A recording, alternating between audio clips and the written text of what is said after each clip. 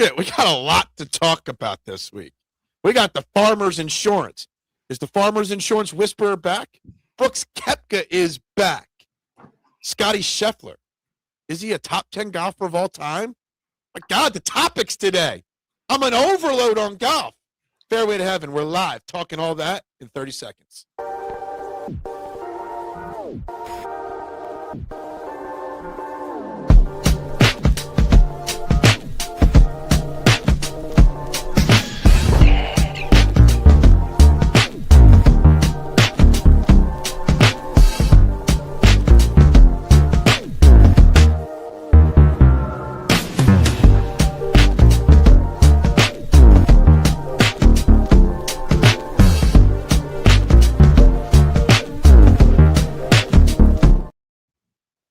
And a very good evening, everybody. Welcome all to Fairway to Heaven right here on the STT Sports Network, wherever you are watching. Please do me this favor, hit the like button wherever you see it on your screen. Hit the subscribe button and share this out. We are 6 subscribers away from 1,000 on this channel, so I would love to hit that sooner rather than later this week. So, guys, do me that favor. It's free to support a local content creator. It's free to support your favorite channel with clicks. It does not cost a thing. So please do that, guys. I'm Phil Stiefel, your host here on Fairway to Heaven every Tuesday night at 6 p.m., joined, as always, by my 2 compatriots. We've got Jason Sullivan. We got Steven Fuentes. Guys, it's Farmers Insurance Week, following up a huge Scottie Scheffler win with Brooks Koepka back. For a third event of the year, Jason, this is an exciting time in golf already, and the season isn't even in full gear yet. Feels like it's back. We just needed Scottie to come out and just truck everybody last week like he did. It feels like it's back. And I don't know if you noticed what Liv is doing now. They're giving out their participation trophies for the year. They're the John Rahm Award, the whatever thing like that. We need Rahm back. We need Bryson back, and then we'll really be going. We just need to end that whole entire experiment over there. Just let them all back. I see even Patrick Reed is joining or playing in more events in Europe to get his he's not going to get the Brooks Koepka love to get back on tour. So he's going out and finding another way to get back on tour. Steve, are you is Jason right? The season's now we're in full gear. It normally takes 4, 5, 6 weeks for the excitement to build for golf, but here we are. The excitement is palpable. It's in the air. You can feel it. You can sense it. Absolutely. And it wasn't a clear runaway for Scottie on Saturday. It happened on Sunday, and it didn't happen until, around the 7th hole. Or around there. But, I was thinking the same thing, along with Patrick Reed stuff. I had no idea. I had to look up, how many of these live guys are playing on the DP World Tour over there in Dubai and everything. And I didn't even know that, Thomas Dietrich went over to live. And Victor Perez went over to live in the offseason. I didn't even realize that. But, yeah, I think a lot of those guys, they have until Sunday? Who is it? Rahm and Bryson and Cam Smith until Sunday to announce if they're coming back. They're not coming back. So, good for Brooks though. I'm excited that he's back. Like you said, there's a lot of storylines right now, and this is really only the 3rd week of the season. So I'm excited. Yeah, Rashad, I've gotten crushed for 2 straight weeks, but this is the Farmers Insurance. I used to be known, I'm trying to gain the title back. I used to be known as the Farmers Insurance Whisperer. We'll see how I do this week. We'll get to that in a second. Real quick, guys, we do have a poll question running on YouTube. So if you're watching on Twitter, you got to head over to YouTube to vote.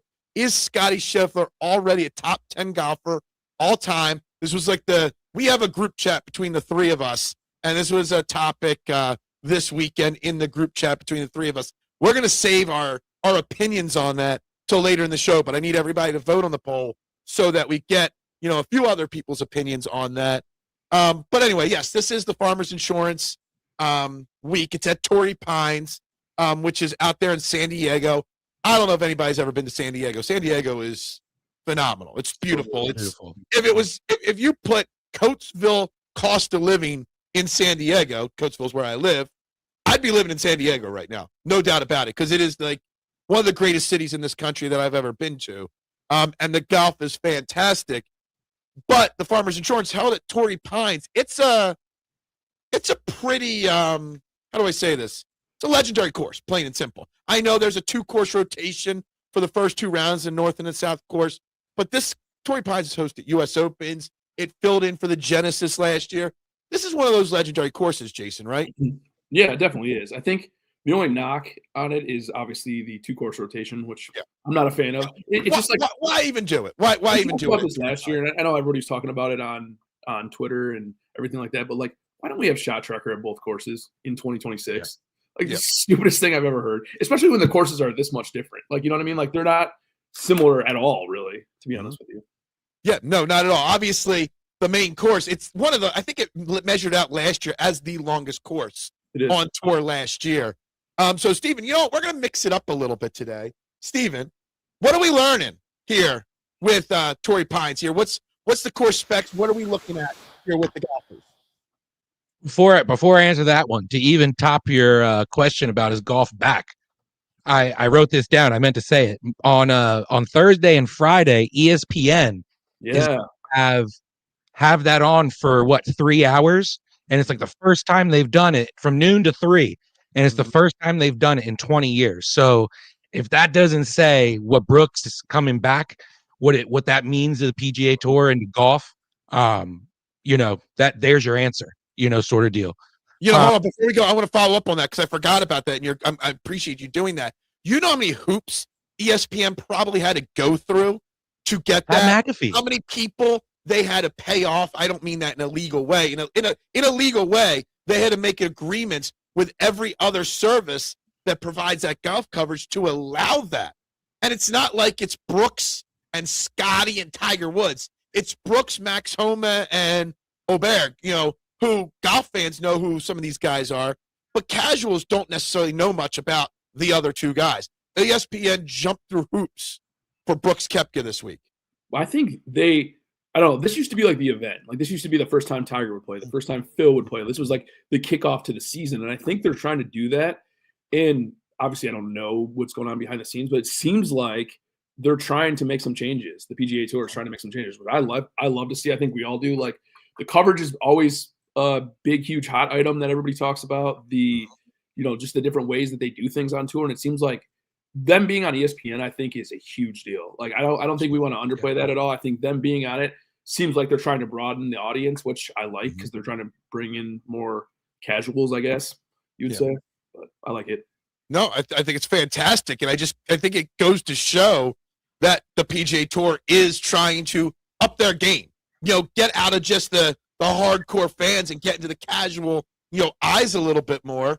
And I think I don't think enough people realize how much work ESPN probably put in to get these rights to show, on Thursday, Friday. I know I'll be watching, no doubt about it for me.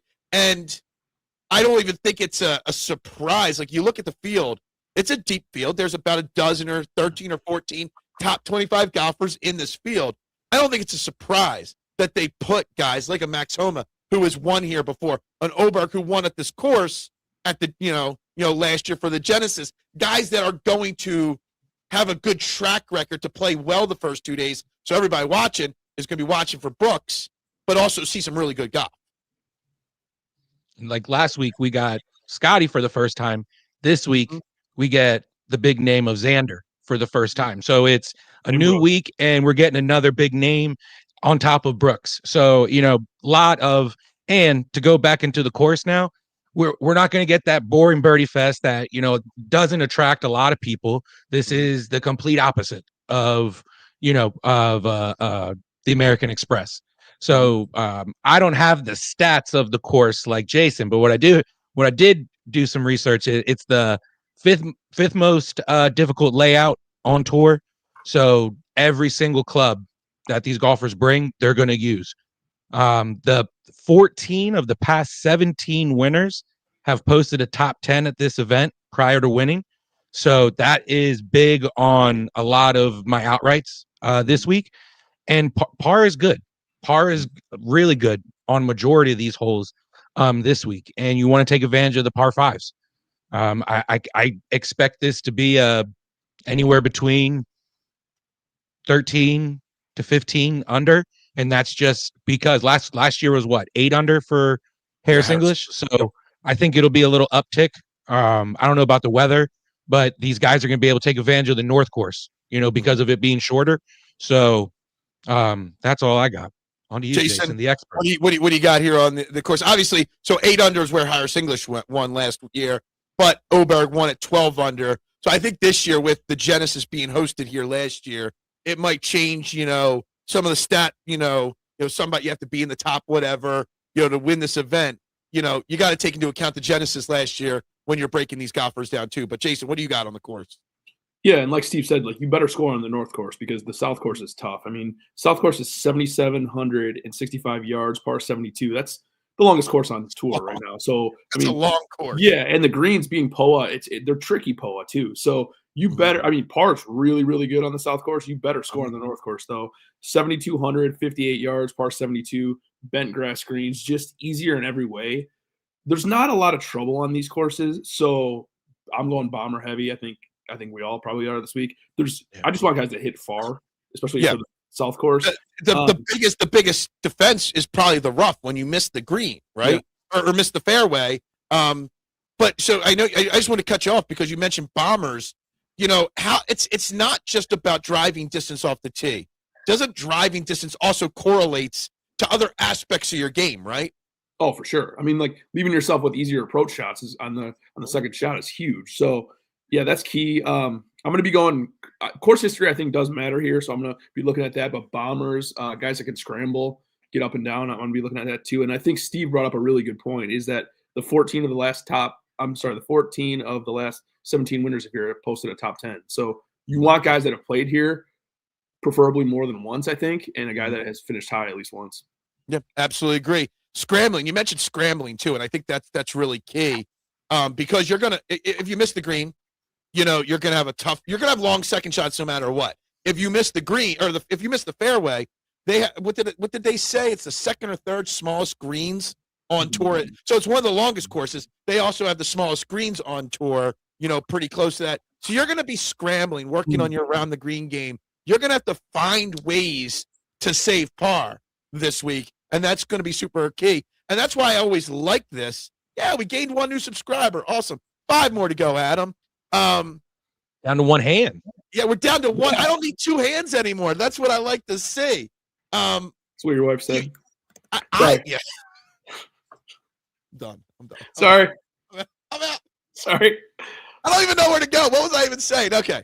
That's why I love this course so much and why I've done well is I've always had an easier time predicting grinder tournaments versus Birdie Fest. I don't even know why that is. Is it easier for you guys to predict a grinder tournament than it is a Birdie Fest? I think so because okay, last week we all kind of knew Scottie was going to play. We just didn't know if we could fit him in our lineups, but it's it was a bit of a crapshoot besides that. You don't know. You could see these guys at 6,800 in a week like last week that pop up there on the leaderboard. It's that's a lot harder to find in a course like this where you have to be more elite total.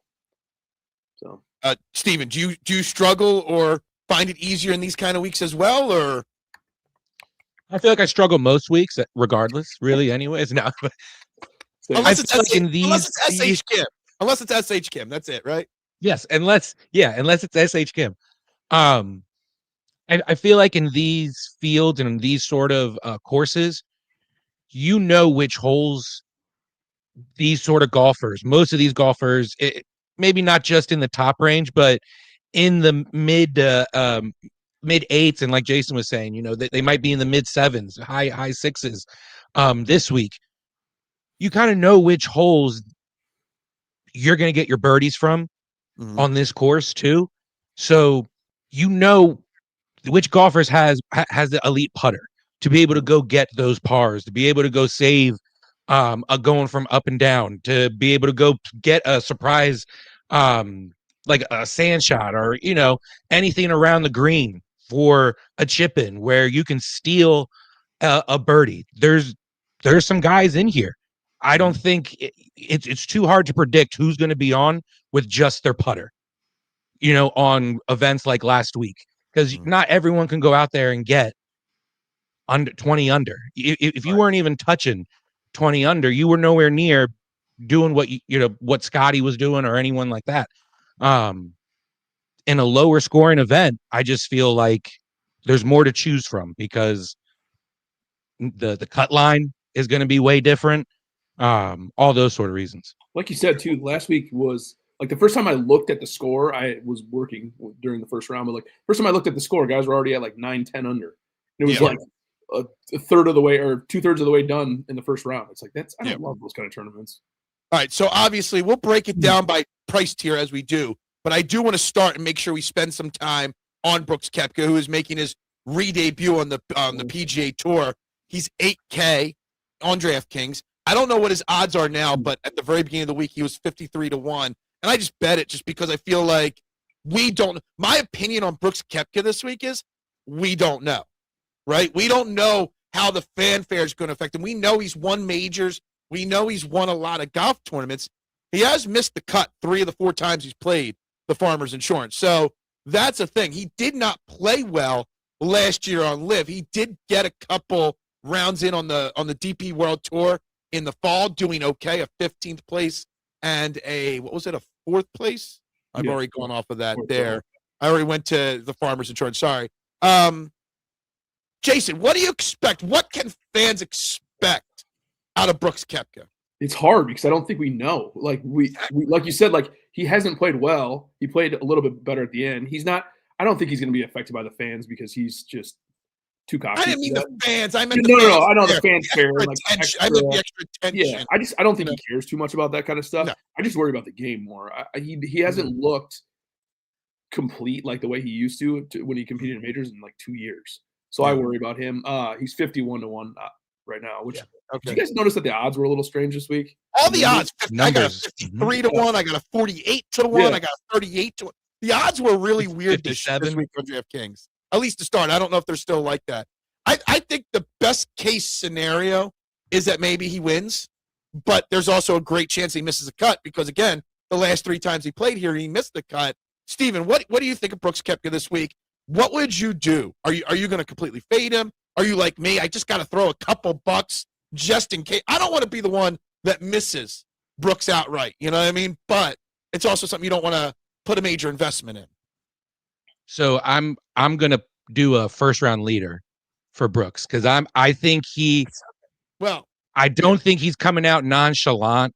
Brooks, like I don't really care that you have to care. Right. He instantly put that post out on social media and everything. So I think we're going to get a little different version of Brooks personality wise this go around.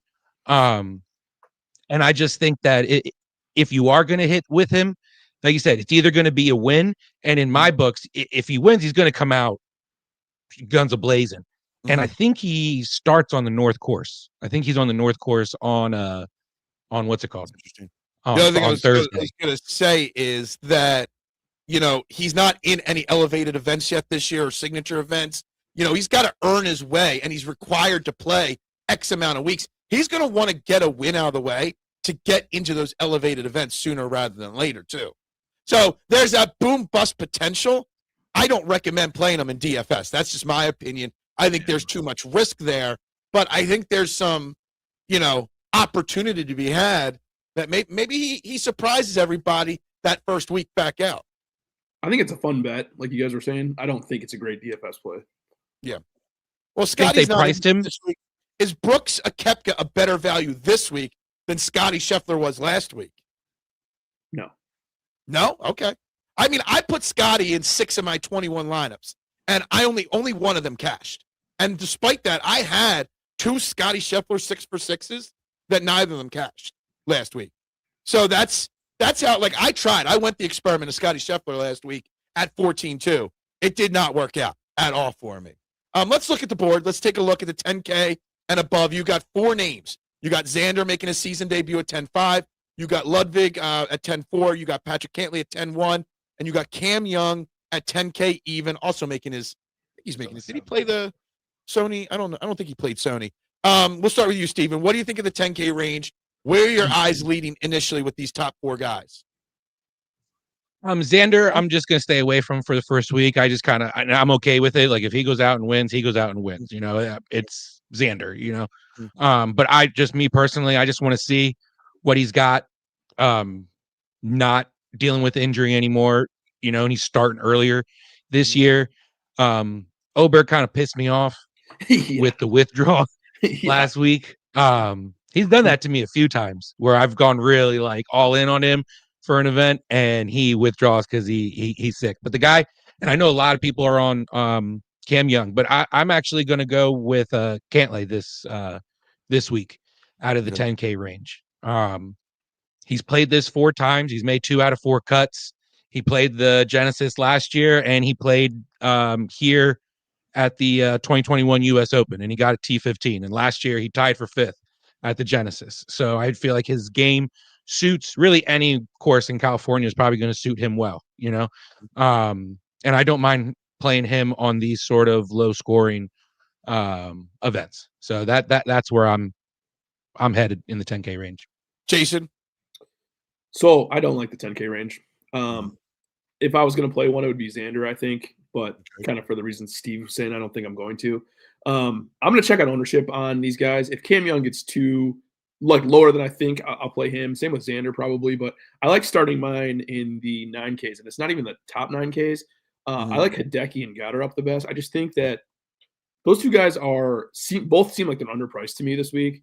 And Goddard has proven, obviously, he's won 3 of his last 8 starts. Like the dude can win, and he's got that killer instinct. Like if he's in the lead or in contention, he just buries you, which I like that too. And his game's kind of set up perfectly for this course. I don't like that he won last time out because it's hard to win 2 times in a row. But Goddard and Hideki in the 9Ks is where I'm going to start.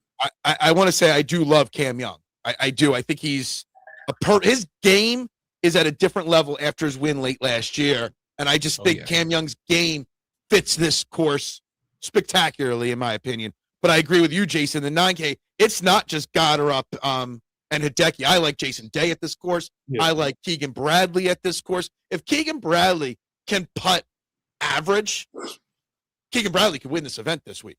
No doubt about it. I have a feeling, I'm like you, I'm going to wait to see ownership percentage. But if Cam Young will get play from me, he was my first bet this week as well after Brooks Koepka. But I guarantee you there is a lot of Day, Hideki, Keegan, and Chris Goddard. This is the week. Last week I went Scottie Scheffler 14-2 and dove deep into the 6K. I have a feeling I'm not going to play a single 6K guy this week. I think there's a way you can build lineups just in the 8 and 9K range with just a little bit of 7K sprinkled in. That's how this field is set up this week. I think they're all spot on, names this week. Yeah, no, I agree with you on that one. I don't think you need to dip down that low. So, I mean, even if you do play Xander or one of those guys up there, like 10-5 is very reasonable. It's not like you're playing. I think they live in the 7s.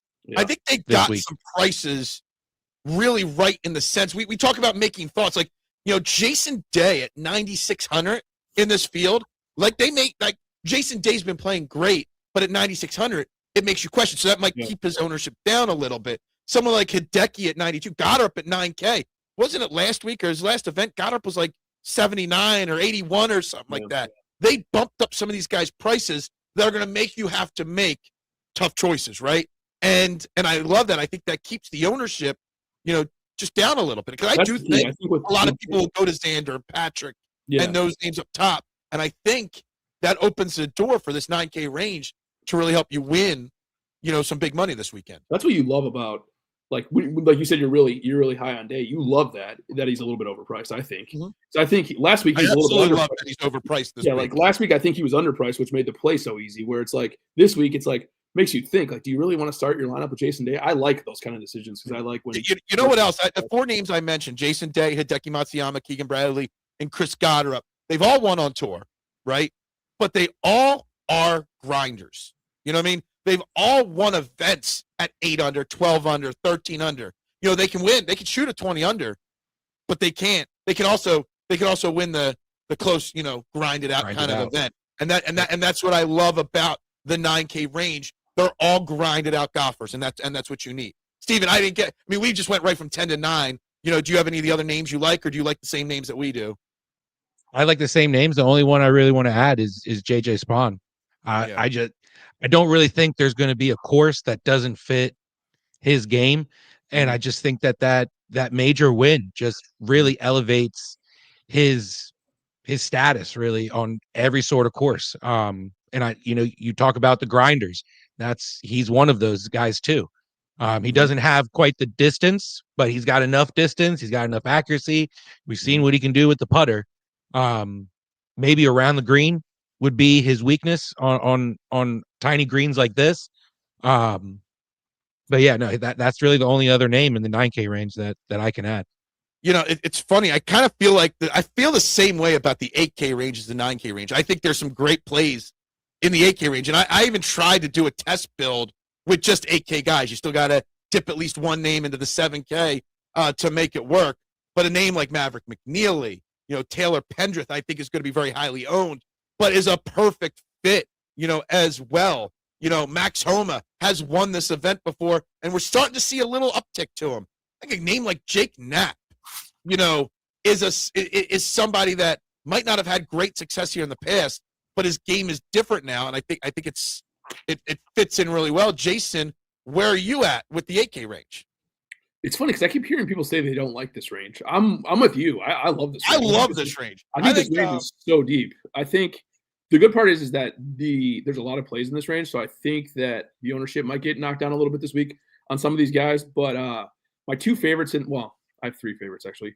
Pendrith, like you said, the course history is just so good. I mean, I am worried about Pendrith's ownership. Yeah, a lot of people are talking about Taylor Pendrith. The only good thing I think is that Zalatoris being right above him and then Gerard being right below him might stop that a little bit. But I like Knapp a lot this week too. I think he fits well on this course, and I think like these guys that aren't going to be penalized too much by if they get a little wayward off the tee are guys that I really like this week.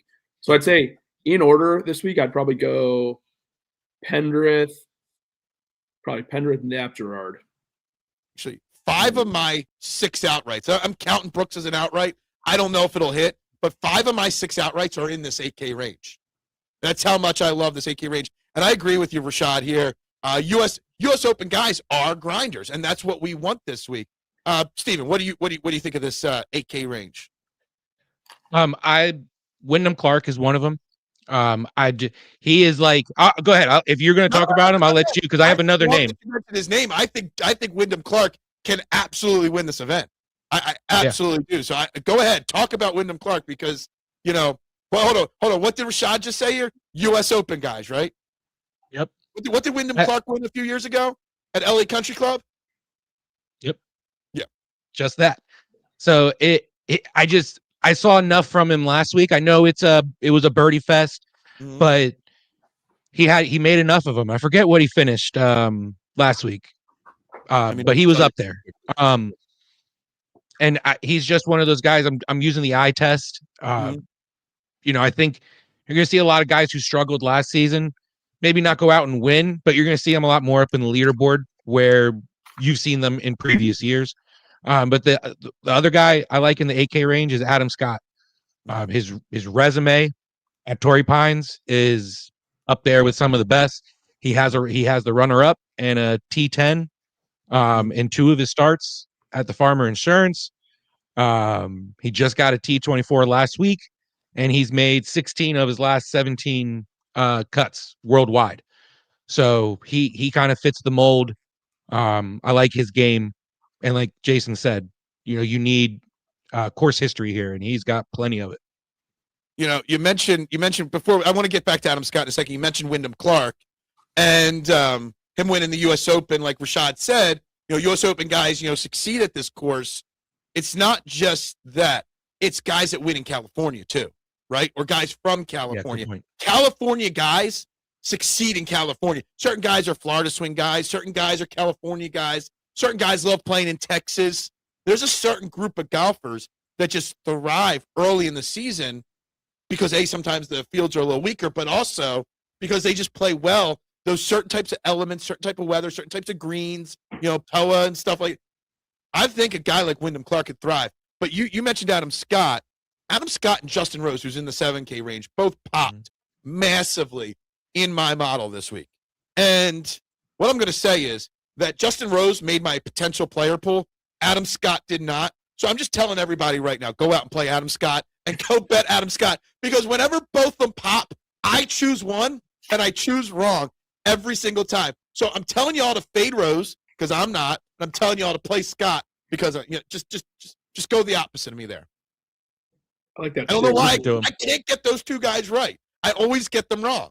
I think with Scott's interesting to me, especially because when the winning score is around 10, let's say it's 10, 12, like Steve said, 13, 14 maybe, that's when you like Adam Scott. You don't want Adam Scott in a birdie fest because he's not going to make 25 birdies in a week. But like when the score's around 10, like places like this, the Memorial, like different events, players and things like that's where I like to play him. So I'm in Adam Scott for sure. How do you guys feel about Max Homa? We mentioned his name. He was T27 this year. He had a good performance. He played one fall swing event, had a top 10. Are we starting to see? I mean, he's won here before. That was during, what was that, 22? I think he won here. It was listed then Homa, so 21, 22 was Homa. Oh, 23. Okay, gotcha. You start to see as somebody's game turn around. What's better than home cooking? And this is not his home course per se, but it's one of those courses that he's always had success at. I love the idea if his ownership stays like it is right now, at that 12% range. I think a Max Homa is a great play this week. Steve, you want to go? No, I'm playing a lot of Homa. I'm not betting him, but when it comes to DFS, I like you said, I'm using the eye test. We've seen him, I wouldn't say rock bottom, but we've seen him come from winning this event in I think it was 20. He was one of your outrights you called in 2023, right? Yep. Him here.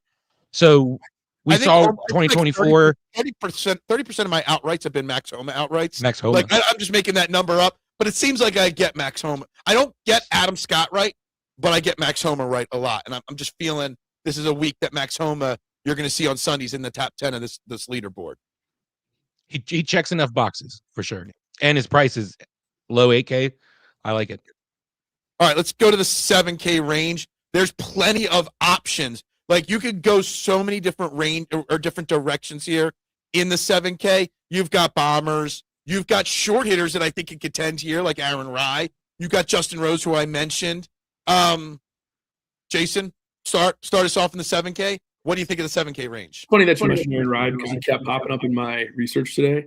And I was hoping that nobody else would be on him. And I've heard him like 6 times today on different podcasts, which kind of sucks. I like Rye too. I think he's a guy that he seems like he's better than his price. And I know this is not the typical course where he's a shorter guy and more accurate guy. But if you can gain off the tee being accurate, I think that's a plus. So I like him this week. Sam Stevens, I think, is going to be pretty chalky, but it's kind of hard to argue with it. I mean, 31st and 6th in his last 2 events. He was second place here last year. I just feel like he's got that like bomb and putt kind of game that you can win here. So I like Stevens and him the best. And Rye. So the thing is, Rye is not that. Rye is not a bomb and putt. He's a short and putt. Short and not putt. He's like get it straight, and then not putt. When he wins, he does putt well, but not other times. Add some names to this, Steven, here, because I got a whole laundry list of names that I might play in this range. Just to chime in on Aaron Rye, par's okay here. So if he can just go out and get that, and then go get the birdies on the holes, like the par 5s, or go steal one on the front or the back, or just have a good round on the North course where the length doesn't matter, he can take advantage of it for sure. And I'm like you here in the 7K. 4 of my outrights are in the 7K range. So I'm with Jason on Sam Stevens. I like Thigala this week. I like what I saw from him, how he closed out the American Express. And what else? He's played this course really well the last few years. And then another guy I'm going to that I know a lot of people is Nikolai Højgaard. I was actually surprised to see how low he was priced wise. I thought he might be like one of those guys who's like 8-1 just based on what he's done. T4 last week in Dubai, 4 top 15 finishes in his last 5 starts worldwide, and he's got that bomber putter, sort of game. Same thing with Stevens. Sahith, not so much, but I like where his he's got a T4 in 2023, so he fits that mold for having a top 10 in 14 of the last 17 winners. So he fits that mold. He looks like he's So on his way I like back. a lot of the guys here. He looks like he's on his way back too. Like he hit a rough year last year. We can all admit it. We all like him, I think. But he just looks like his game's starting to trend back in the right direction. So I like Thigala too. PGL helps some of these guys, I feel like. I'm not gonna lie. Confidence. Yeah. It's mental. You get some competition. You know, it might be in a it's instead of just going to the range, it's like a competitive, range session, TGL. Yeah. I'm going to throw a couple more names. I mean, I got a lot of names. I could go for an hour on this range, but I'm going to throw Akshay Pattaya into the list here. He didn't play this event last year, but he did, have a top 15 a few years ago. But he also finished top 10 last year at the Genesis, which was held here. Yeah. And he's not the biggest hitter on tour, but you know what he is? He's creative. And if you're going to miss the greens, to be a good scrambler, to be a good around the green guy, you got to be creative. You got to be able to think outside the box. And I think that, can help Akshay, thrive at a course like this regularly, and he has. And another guy, just like Thigala, who had a terrible year last year, but is, had great success here in the past. Not last year, because he stunk last year, but a guy that has had success in general at Torrey Pines, it's Tony Finau. I know he missed the cut last week. I know, but let me tell you something. Tony Finau has a long track record of success at Torrey Pines. So I'm going to dabble in Tony Finau because his ownership is going to be a lot lower than it should be at this point. You're not tricking me again with that one. Why not? You tricked me whatever it was, last week or the week before? Yeah, last week I was high on him. Yeah. He's at 5% projections right now. His course history is 7K. His course history is phenomenal. So I mean, nothing I'm not higher than I'm not telling you to give yourself 60-70% investment in it, but at 7K flat, I'm telling you, you want to go build a lineup with, say, Jason Day and Chris Goddard up to start. Then you go and click a Tony Finau at 7K. The rest of your lineup build, you could go in so many different directions. So I think it's a really smart play. 6 top 10s in his last 10 times here. Yeah. I got a name for you guys. I didn't bet him, but I wrote him down as a bet when I first started doing my research. I just didn't like his number enough. Steve's got a secret for us. Go for it. How do you guys like Pearson Coody? Love him. He's on my list. Okay. Yeah, he's absolutely. I do love him in general, but I worry about him on this kind of a course. He hits the ball plenty far. He does. And his price and his ownership, again, just like Tony Finau, you're not talking about, clicking him 10 times. And you better be careful who you click him with. You want some more sure things in your lineup. Yeah. You don't want to go Tony Finau and Pearson Coody. But you could go one or the other with your 9K guys, and I think it's a good start to a build. What's Coody's ownership? I'd have to look it up. Give me 2 seconds here. He's what, 73 or 74? You want to talk about a guy who current form, whose game seems like it's, gone up a level. He's played really well in the fall swing. I think he made all five cuts. The way he's starting the season, I just feel like he's one of those names. I was surprised to see him priced the way he was. A lot of these guys priced in the 7K the way they were. Were you talking about Coody just now? Yeah. Yeah. I will say, Jason, to answer your thing, and I don't know if Fantasy National is still working out some of their bugs, but right now Fantasy National has Pearson Coody at 17%. Ugh. That's a little rich for my blood. I got to see that come down. I don't. Yeah, that's very 5% Finau or 17% Coody. Like, that's. Yeah. Well, if that's a question, you go Coody. Yeah, you have to. I'll throw Lee Hodges' name in the hat too in the 7K range. Yeah. I think that's a solid play. God, he sucked last week. He disappointed me so much last week.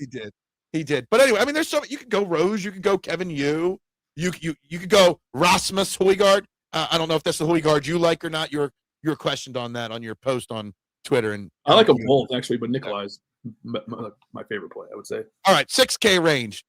Personally, I've written a bunch of names down, but I am going to do my best to stay away from them. I think Austin Smotherman, Matthew Pavon has won here before, and Luke Clanton are names I could get convinced to click on once, but I'm going to do my best to fade this range altogether, Steven. Yeah, if I don't have to dive into it, I'm not gonna. But a few of the names Putnam, T2 last week. His approach play with his irons was really, really well. And he has the putter really to contend, anywhere. And that was what was hot last week. And then Sam Ryder, T27 last week. He's Wasn't he just a another late addition? From Michael Kim, Yeah. Kim withdrawal. Yeah. He's another one of those irons and putter play where he's not necessarily long, but if he can go out there on the North Course and have a good day, and then just go out there and play bogey free golf. If you have to dip down, he's got a T4 in 2023 and a T10 in 2021. So he has course history. He's one of those guys who you at least feel comfortable with if you had dip down in the 6K range. What's before you go, Jason? I mean, you had like 4 guys withdraw for being sick last week. Michael Kim's already withdrawn for an illness this week. Like, there's the virus going around the PGA Tour. Like, I mean, that's got to make you think about some of these golfers, right? It does. It kind of makes you want them not to have played last week. You know what I mean? Yeah. And be around those guys. Yeah, exactly. It makes you wonder for sure. I don't love this range either. I'm kind of with you on this. Sammy Valamaki's my favorite in this range.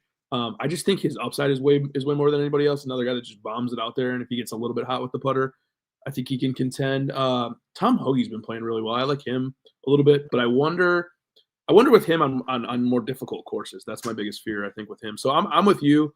Valamaki's a for sure bet. Besides that, I'm going to see what Steve does with SH Kim, and then let you know if I want to play him or not.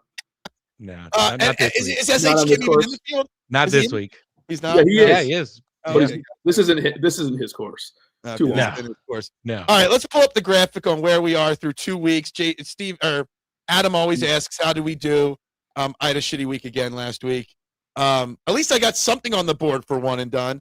Steven's going to learn, Jason, that it's not how you start and one and done. It's how you finish, right? You know what I mean? That's how it was too. Unless you get too big of a lead, and then we're just unless you get too big of a lead. Jason has won both DFS weekly contests.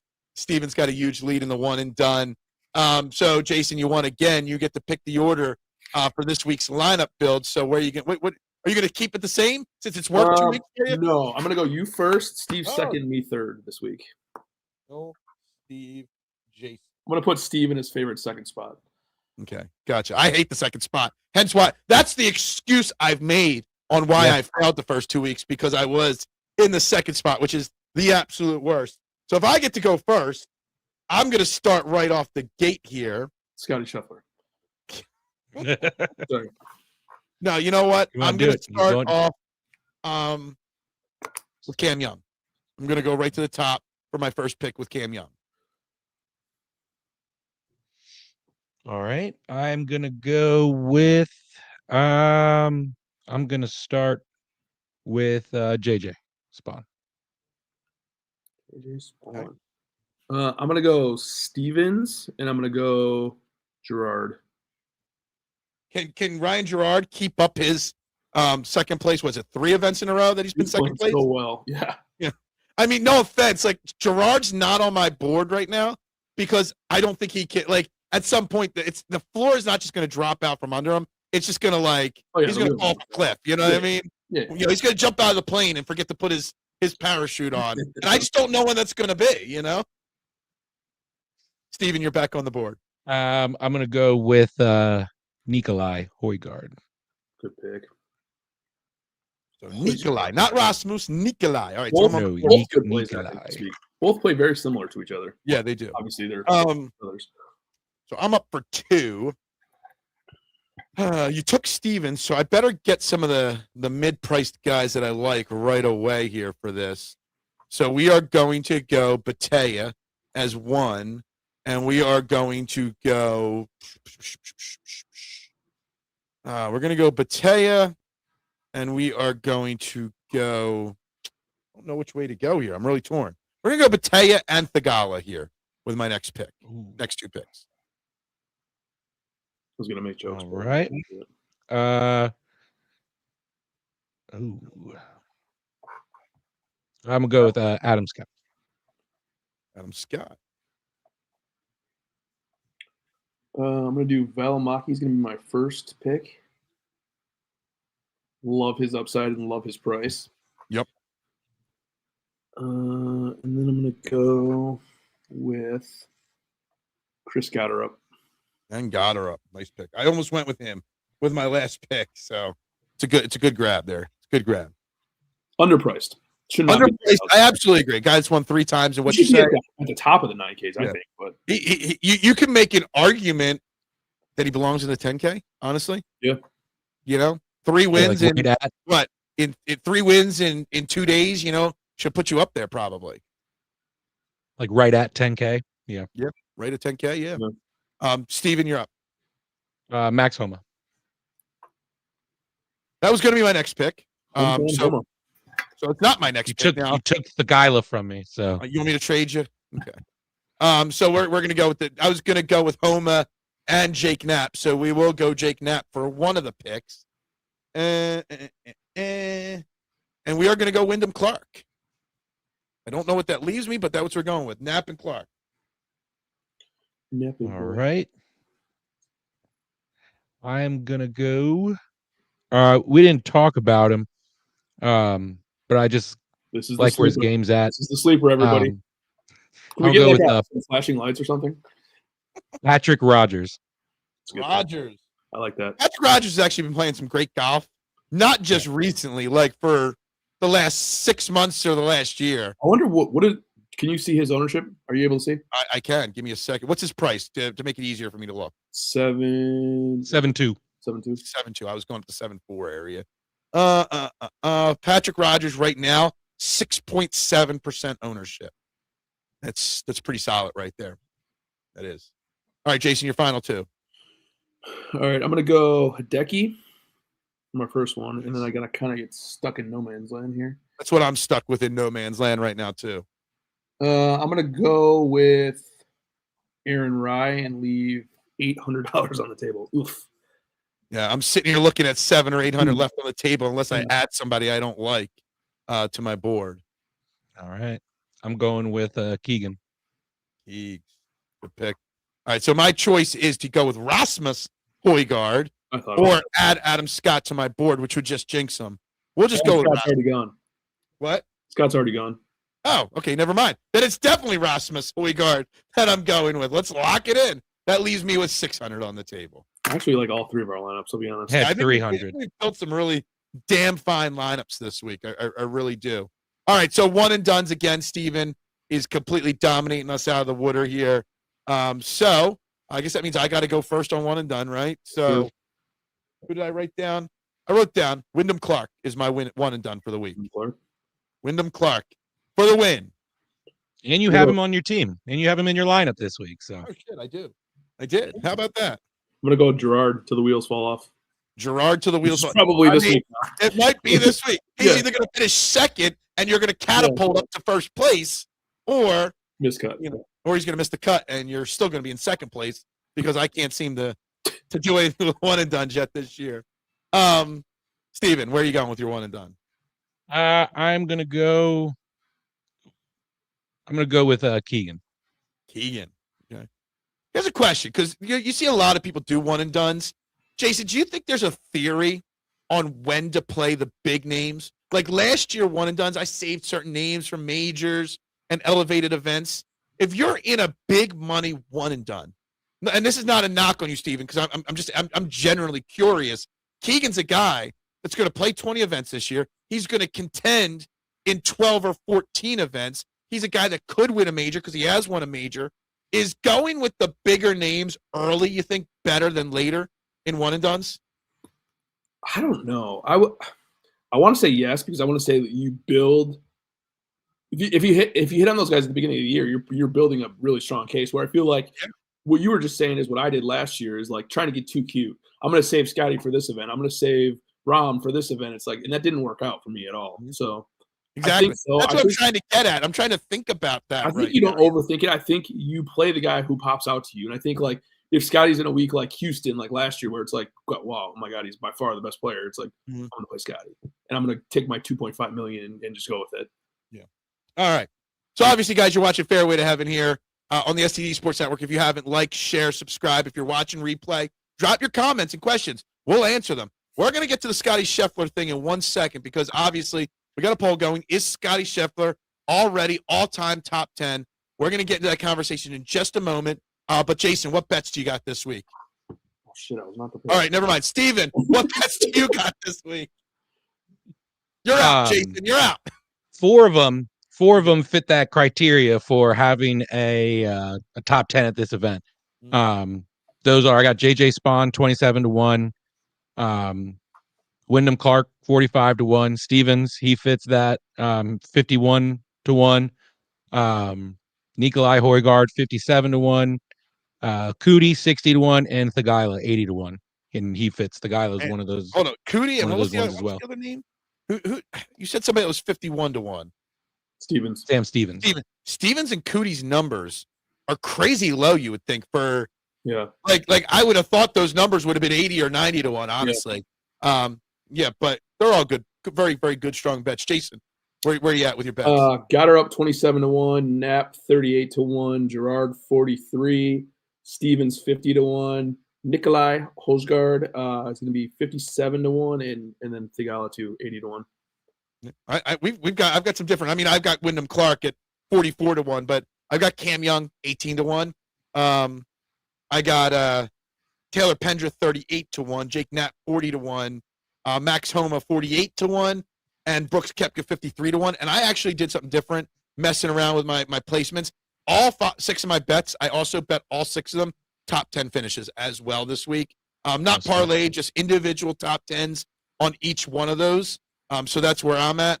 Those some of the numbers I'm hearing you guys say. Like, what was with DraftKings this week? 51-1, 47-1. Like I don't understand where these odds came from. I don't know if you noticed this, Jason, but they also didn't have the 20 max up till late Monday. Like, I thought they did away with the 20 max $1 event.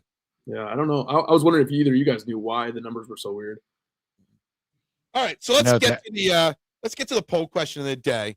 I forget who started the question. Steve, did you start the question in the group chat? Yeah. Steven sent to the group chat on Thursday or Friday, I forget when it was, is Scottie Scheffler already a top 10 golfer all time? And I adamantly said no, not at all. So, Steven, you get to, since you posed the question, you get to answer the question first. Is Scottie Scheffler top 10 all time? And if not, what's he got to do to get there? Now, is this like post his win? Because after this win, a lot of things change that could change people's mind. You know, doesn't change my mind one bit. He's now the second fastest player to 20 tour wins, right? And second, I mean, that's in the top 10. His career earnings is beyond 100 million. It's at 101, and that's enough to place him alongside just 2 others. Mm-hmm. You know, the guys who are no, not that one. That's Tiger and Rory, right? So 2 others who are in the top 10. He's earned his lifetime exemption on the PGA Tour. So whenever he wants to golf, he wants to pull a VJ. Hey, whatever age he's at, he can do it. And he's now the 3rd player in the modern era to reach 20 tour wins and 4 majors before turning 30, with the 2 measuring stick guys, Jack and Tiger. So the list goes on, you know, for how many weeks he's been number 1. Look at where he's priced in these events now, you know, he had a Smiley for happy hour. He had Camilo Villegas on. I nailed it that time. Yep. K1, if you're watching. And he was critiquing Scottie, and even he was like, yeah, you know, and then he just comes on and if he doesn't, you know, if he doesn't putt well, and that was like the only thing that wasn't good in his game, but we all see what he does now. These guys know he is getting the Tiger treatment. I mean, that's who we, in every conversation, right?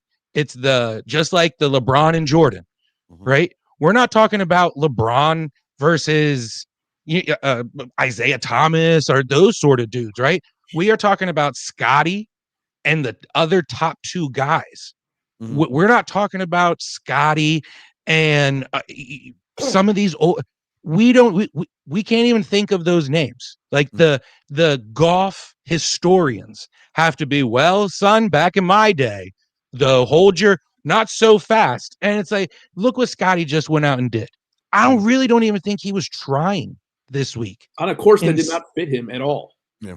And Siwoo just shit the bed and never even, I don't even think it was because of what Scottie did, like, and how he was. I just think it was, the intimidation of it. Like, I just don't know how we can't put him, like, even if it's number 10, I'm fine with. I just don't feel like it can be such a no, not yet. Are you making fun of me saying no? No, a little bit. Yeah, I know what you're doing. Jason, where are you at with this? No. Before you go, I want to throw one thing out. I understand everything you said there, Steve. I just want to point out you can't count the money list thing because the money's a lot different now for winning a tournament than it was before. Yeah. The all-time money list thing has to get thrown out the windows. Sorry. But the fact that he's only been a pro since 2020, that's 6 years he did that in. Yeah, well, he's only won for 4 years. Jason, go ahead. Which is also true. No, yeah. Steve said it. I mean, he said it perfectly. Look at the splits from before he won he played a lot of golf tournaments before winning his first golf tournament. Anyway, there's go ahead. So many arguments too. It's like, like Steve made a bunch of really good points right there. And like we talk about like, okay, you can't compare the money list. Okay, fine. But like, then can we compare wins? Like with some of these guys that played in the 60s, 70s, 50s, even before that, it's like there's 3 really good golfers on tour, and then the rest of the guys had other jobs in the off season. So it's tough. It's like, I was thinking about this when we were talking about this. I was kind of thinking about like basketball, like to compare this to basketball. And it's like, okay, Bill Russell, most championships ever. Like pretty much nobody says he's probably not even top 5, right? But he's the most titles. So I think wins is a little bit deceiving. I think he's in the top 10. I think it's the 5 to 10 range right now with so much potential to move up into the top 5. And so I was looking at him before Steve said that he had 20 wins lifetime. I went to go look it up, and little fun fact. So he's from Highland. He went to Highland Park High School in Texas. How about in a 5-year stretch, they had Matt Stafford, Clayton Kershaw, and Scottie Scheffler all go through the high school. Wow, that's pretty good. Yeah, those facilities are top notch. Yeah, whatever they're doing there, high school. Yeah. Look, I look at it. I know it's not popular, and I do count wins, and I do take into account errors. You're saying, Jason, that there was less great golfers in the 60s or 70s to compete with. I'll argue to say that Jack Nicklaus is the greatest golfer of all time, and he was just dominating those guys, right? But I also say technology wasn't as good. The driver, the irons, the putters, we have more science behind golf now than we did back then. But I just go about straight wins because in sports, I talk about what matters most with Jalen Hurts, with Nick Sirianni, with Michael Jordan, with Joe Montana, with Tom Brady, with anybody. Wins matter, right? And right now, he is 35th on the all-time win list, right? That's plain and simple. I mean, you got Tiger Woods, you got Snead, you got Nicklaus, Hogan, Palmer, Byron Nelson, Phil Mickelson, Walter Hagen, Tom Watson. Just think of some of these names that have won. And we're not just talking about wins. We're talking wins and major events. Some of these guys, Walter Hagen, won 11 majors in his career. Just think about it. Most people would say Scottie Scheffler's better than him. But it's so hard. It's so hard to compare the different eras. Like when you were saying that, I thought Bill Russell first, but then I was thinking like, okay, when people talk about like who's the best baseball player of all time, Babe Ruth. But it's like when it comes to raw talent, probably like Barry Bonds. I mean, it's so hard to compare guys that played in different eras. Where like, Babe Ruth was a big fat guy that hit a lot of home runs, and Barry Bonds was freaking. Well, I mean, he's on steroids. Yeah, not Babe Ruth. I mean, he did also. Strike a shit ton of people out as a pitcher. He did. He was the original Ohtani, so he was a fat, very athletic person. Yeah, no, I know. But it's just so hard to compare different eras. When it's like now there's like so many specialties in sports, and like I was thinking about in baseball, it's like you have the specialty relievers, which Babe Ruth never faced, where it's like one lefty that's coming in just to face you at the end of the game. It's like it's so hard to compare different eras. I wish I had written it down, but I hate when social media accidentally refreshes itself, so you didn't have a time to star it or write down the stat. But the amount of events he was in before he got his first win, compared to how many it took him to get. It took him a very long time to get that first win. So I take into account wins and major wins when I'm ranking it. He's not top 10 in my book at all yet. But do I think he will be? Oh, for sure I think he will be. When all is said and done in a year or two, I think he will. Does anybody take into account the fact that Bryson, Dustin Johnson was still semi in his prime? All these guys, Brooksy, all these guys went to live. I don't want to say it devalued the PGA Tour's strength, but some of the top names did ditch the PGA Tour. Does that take, when you're talking about different eras and comparing eras, Scottie lost 3 or 4 top contenders every single week. Yeah, that's a good point. If he didn't perform the way he has in the majors when those guys are there, I would say maybe. Fair. But he's gone out and he's done exactly what we thought he would do, even with those guys in the field. So I would say maybe a little bit of it has to do with that when it comes to maybe like some signature events. But when it comes to majors, I think he's still, even with those guys in, he's not too concerned. I think if he completes the career Grand Slam this year, if he completes the career Grand Slam and wins the U.S. Open this year, it would only be his 5th major. But doing that, because, last year, he won the PGA and the Open. He's got the 2 Masters. Go out and win the U.S. Open, complete the career Grand Slam, and then at that low win total overall, maybe I can bump him up. But unless he gets to 40 or 50 wins or that career Grand Slam, that's kind of like the measuring point for me for Scottie Scheffler at this point. Because look how big last year that career Grand Slam was for Rory. Yeah. Absolutely. You start to achieve so many, achievements, and you get so many wins and so many accolades, that so many streaks that there only becomes so many things that you can accomplish. And look how long it took that for Rory. This could be that one thing that holds Scottie back from, well, this is the last thing you have to do. Like, there was a conversation last year about, does this game interest you even anymore? So does he even play long enough to get into Phil's, top 10, his requirements? Well, here's the next question then. Do you have Rory ranked ahead of him, Steven, in your top 10? Yeah, number 9. Rory's number 9. Jason, he's number 9. I know. I don't even have an official list. I just know it's Jack and Tiger, and that's it. And the rest can fall into place. You have him ahead of Jason of Scottie, Rory? Jack, Tiger, and then I don't know 3 through 7. I just know that's the hardest part. I just know 9 and 10 is Rory and Scottie now. For me. Well, here it is. So we're putting this list together. Look, Jack has the most majors, but Jack is 3rd on the all-time win list. So it's Tiger and Snead, both of 82. Jack is 73. Then you got Hogan, 64. Palmer, 62. Byron Nelson, 52. Casper, 51. Phil Mickelson, 45. And Walter Hagen, 44. And then you got Watson and Middlecoff at 39. I will say this. In that top 10 in wins all time, 2 of them only have 3 majors. Everybody else has got 5 or more. But Byron Nelson had the shortest career. All these other guys had 20, 30, year careers. Yeah. Byron Nelson got his 52 wins in 17 years. That's 52 wins in 17 years. That's pretty special right there. So yeah. I think it's too soon to even call this an argument or call this like one person won this argument. I think it's just too soon in Scottie's career. And it only came to me because as I was watching Thursday's action on ESPN Plus, the commentators asked, where would you put him? Would you put him top 5? And I don't know who the announcers were, but one of them goes, yeah, I might even put him number 3 right now. And wow. That's what I was like, whoa. I was like, hold the phone. I was like, number 3. And then that's when they started having a little discussion. And then that's what made me pose the question to you guys. Yeah. And I just said, no, that's it. No. All right, guys, we're going to wrap this week's episode of Fairway to Heaven up. Farmers Insurance, guys. Thank you all for tuning in. If you're watching this on replay, like I said, like, share, subscribe. And drop your questions or comments. I'm feeling it. I'm excited for the Farmers. I'm ready to get back on the winning track here. It's been a losing start to the season for me. Hopefully, it's turning around for everybody starting this week. For Jason Sullivan, for Steven Fuentes, I'm Phil Stiefel. Let's get back in the winning ways, guys. Bubbles up.